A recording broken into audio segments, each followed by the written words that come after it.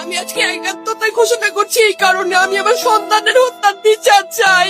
আমি বিচার চাই, আমি বিচার চাই। এই বিচার আপনাদের নিশ্চিত করতেই হবে। আমার সব সন্তানের কাছে আমার অনুরোধ, আপনারা আমার সন্তানের হত্যার বিচার করুন। কারণ হাদির শেষ ইচ্ছা ছিল যদি মৃত্যু হয় তবু যেন আমার মৃত্যু বিচার হয়। আমি এই বিচার চাই।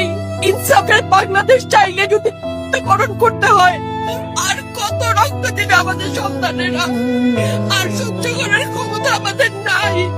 আমাদের সন্তানদের বাঁচতে দিন। ইনসাফের বাংলাদেশ গায়েব হোক। আমরা আর সহ্য করতে পারি না।